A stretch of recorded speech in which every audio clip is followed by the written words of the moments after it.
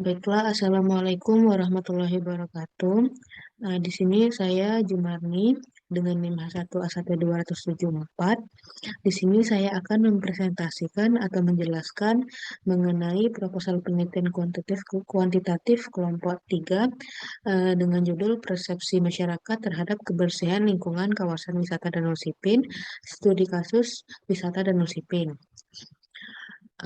Adapun latar belakang dari pengambilan judul tersebut ialah partisipasi masyarakat sebagai proses komunikasi dua arah yang terus-menerus dapat diartikan bahwa partisipasi masyarakat tersebut merupakan komunikasi antara pihak pemerintah sebagai pemegang kebijakan dan masyarakat di pihak lain sebagai pihak yang merasakan langsung dampak dari kebijakan tersebut, sehingga keikutsertaan masyarakat tersebut menumbuhkan rasa memiliki terhadap proses menjaga lingkungan terkhusus pelaksanaan program pembangunan yang ada di desa. Kemudian permasalahan lingkungan semakin hari semakin parah. Salah satu faktor yang mempengaruhinya yaitu jumlah penduduk yang padat. Kepadatan penduduk tersebut menghasilkan limbah atau sampah yang sangat besar masyarakat kurang kesadaran diri terhadap lingkungan.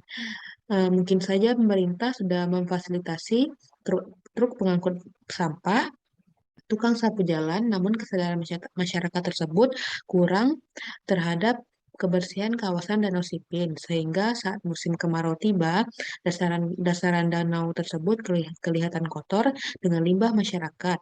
Dan saat musim hujan, limbah kawasan rumah tangga hanyut hanyut ke bawah arus air yang menyebabkan sampah terus menumpuk di bendungan. Dalam hal ini pemerintah seharusnya menambahkan bendungan untuk menampung sampah-sampah yang masuk di kawasan Danau Sipin. Selain itu, yang menjadi latar belakang kami mengambil judul tersebut ialah kebijakan pemerintah yang kurang dalam pengelolaan kebersihan lingkungan wisata Danau Sipin.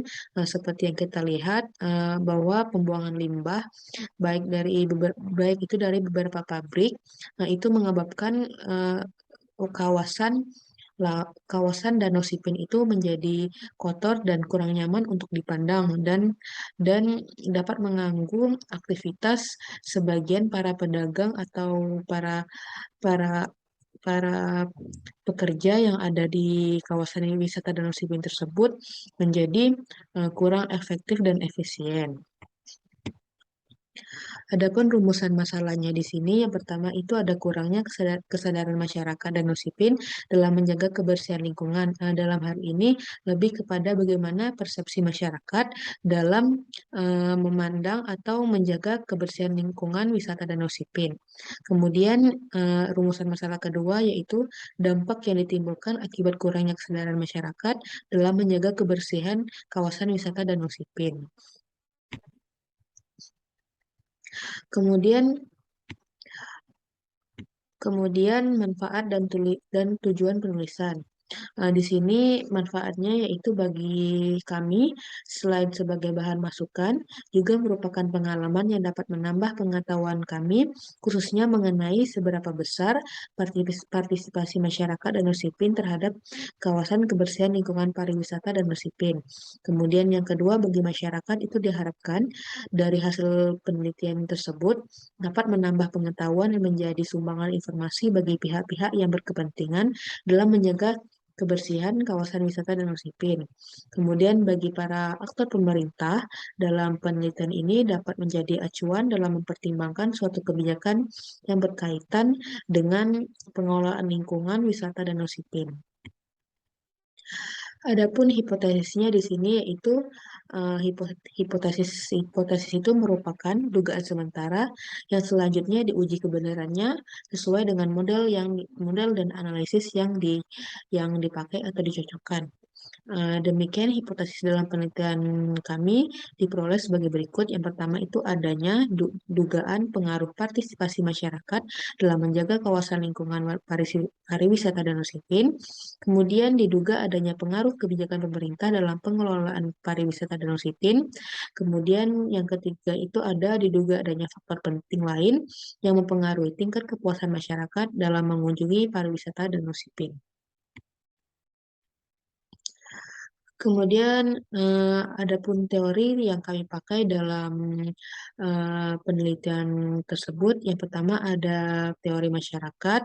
Menurut MJ Herskovits menyatakan bahwa masyarakat adalah sekelompok individu yang diorganisasikan yang mengikuti satu cara hidup tertentu. Kemudian, jadi dari pandangan tersebut, masyarakat itu timbul dari adanya kumpulan individu yang telah cukup lama hidup dan bekerja sama. Dalam waktu yang cukup lama, kelompok manusia yang belum terorganisasikan mengalami proses fundamental yaitu adaptasi dan membentuk organisasi tingkah laku dari para anggotanya. Kemudian timbul secara lambat perasaan kelompok atau Lespit the Corps. Lespit the Corps. Proses itu biasanya bekerja tanpa disadari dan diikuti oleh semua anggota kelompok dalam suasana trial and error. Kemudian selanjutnya ada teori pemerintahan. Di sini etika lingkungan itu berasal dari dua kata, yaitu etika dan lingkungan. Etika itu berasal dari bahasa Yunani, yaitu ethos yang berarti adat, istiadat, atau kebiasaan. Kemudian di sini manusia merupakan bagian dari lingkungan yang tidak dapat terpisahkan, sehingga perlu menyayangi semua kehidupan dan lingkungan selain dirinya sendiri. Manusia di sini sebagai manusia di sini sebagai bagian dari lingkungan, hendaknya selalu berupaya untuk menjaga pelestarian, keseimbangan, dan keindahan alam. Adapun hal-hal yang harus diperhatikan dengan penerapan etika lingkungan sebagai berikut. Yang pertama tadi ada manusia sebagai manusia tadi sebagai bagian dari lingkungan, kemudian manusia sebagai dari lingkungan yang hendaknya selalu berupaya untuk menjaga pelestarian lingkungan, yang kemudian itu ada kebijaksanaan penggunaan sumber daya alam yang terbatas, kemudian ada etika lingkungan tidak hanya berbicara mengenai perilaku manusia terhadap alam saja. Kemudian teori partisipasi. Partisipasi di sini merupakan keterlibatan aktif masyarakat atau partisipasi tersebut dapat berarti keterlibatan proses penentuan arah dari strategi kebijaksanaan pembangunan yang dilaksanakan pemerintah dalam pelaksanaan pembangunan yang harus ada sebuah rangsangan dari pemerintah agar masyarakat dapat memiliki keikutsertaan dalam memotivasi kebijakan yang dilakukan oleh pemerintah.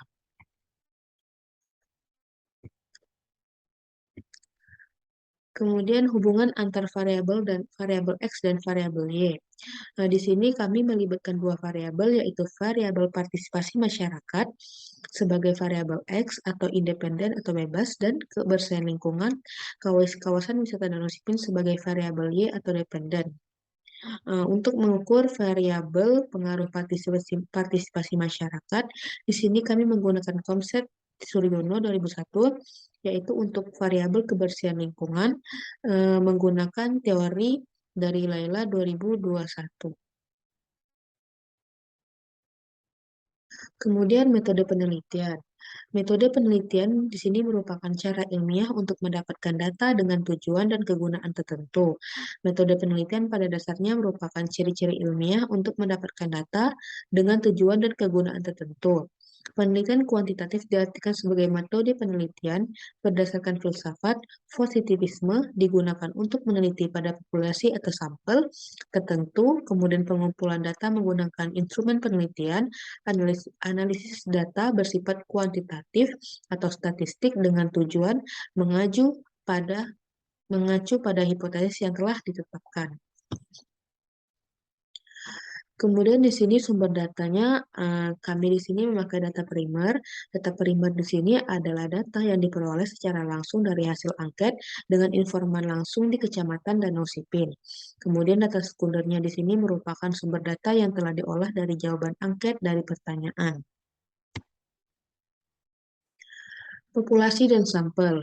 Di sini responden berdasarkan usia masyarakat yang berkisar dari usia 17 tahun sampai 50 tahun untuk mendapatkan data yang maksimal.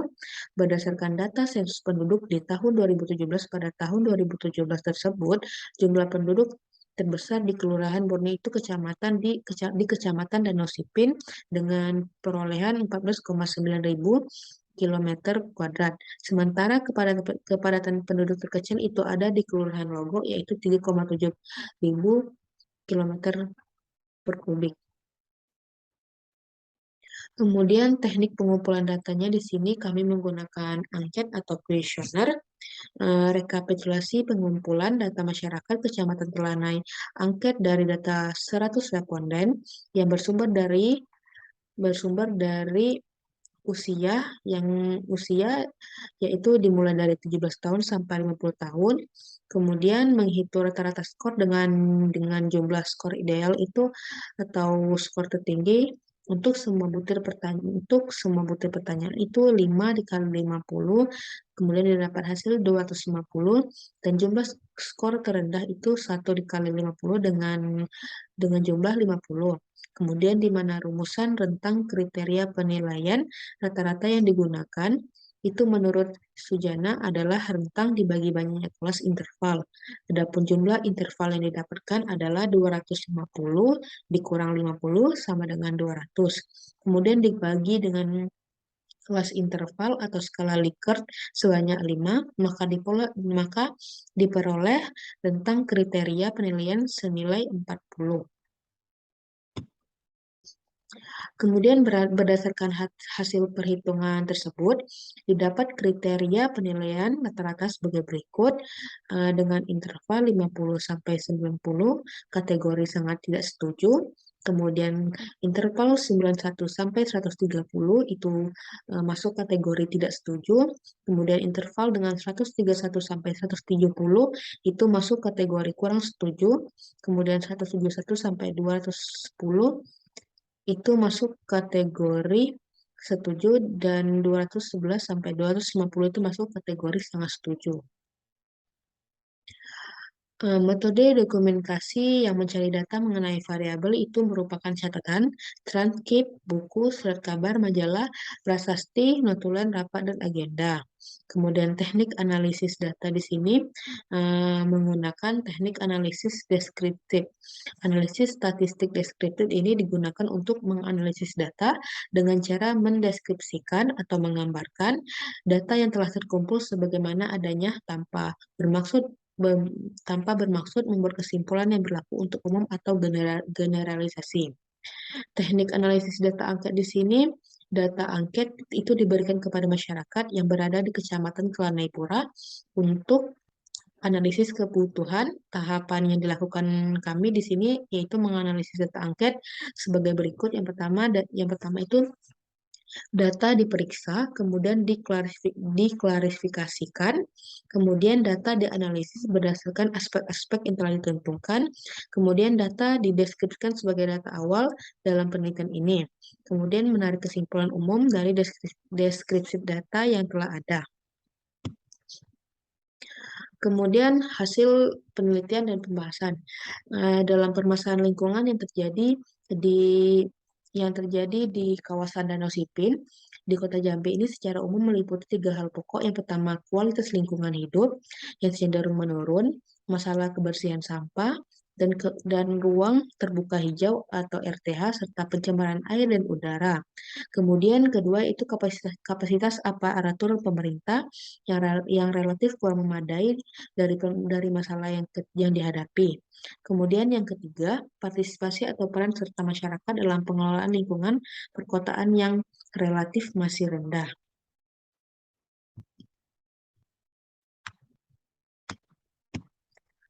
Kemudian di sini ada petunjuk pengisian kuesioner. Angket ini terdiri dari 2 bagian yaitu sebagai berikut, yaitu bagian A terdiri dari identitas responden yang akan diisi dengan identitas masing-masing responden.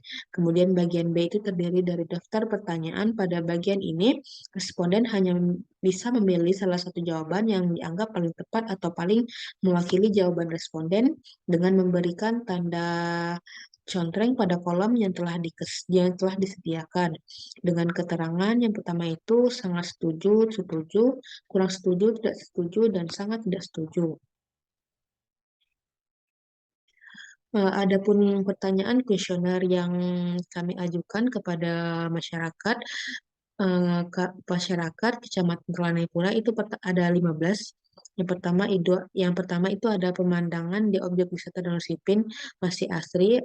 Kemudian ada kebersihan di objek wisata Danau Sipin sangat terjaga.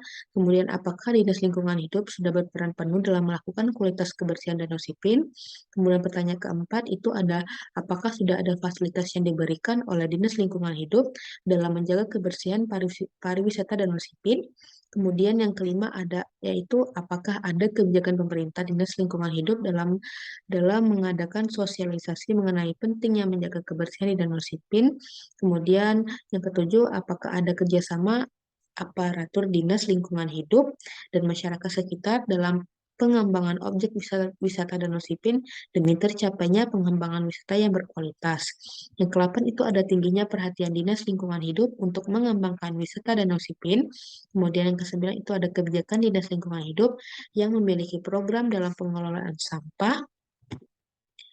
Kemudian yang ke-10 ada Dinas Lingkungan Hidup memiliki mutu kerja yang tinggi dalam menangani pencemaran lingkungan. Kemudian yang ke-11 ada masyarakat bersikap ramah kepada para wisatawan. Kemudian yang ke-12 itu adalah masyarakat dapat memberikan informasi yang jelas jika ada wisata yang membutuhkan informasi. Yang ke-13 itu ada masyarakat berpartisipasi dalam menjaga lingkungan. 14 itu ada apakah masyarakat mau menerima kebijakan dari Dinas Lingkungan Hidup mengenai pengelolaan sampah.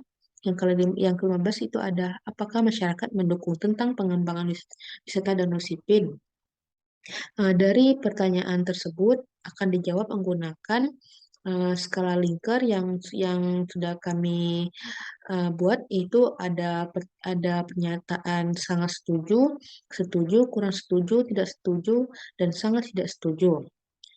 Kemudian dari hasil kuesioner yang telah kami sebar, itu didapat kesimpulan berdasarkan hasil penelitian dan pembahasan pada penelitian tersebut mengenai persepsi masyarakat terhadap keterlibatan Dinas Lingkungan Hidup Kota Jambi mengenai kebersihan pariwisata Danau Sipin, maka dapat kami simpulkan berdasarkan instrumen pertanyaan yang telah kami peroleh dari penyebaran kuesioner yang dilakukan, maka hasil tersebut menyatakan didapat total nilai sebesar 309,31 jawaban termasuk dalam kategori kurang setuju.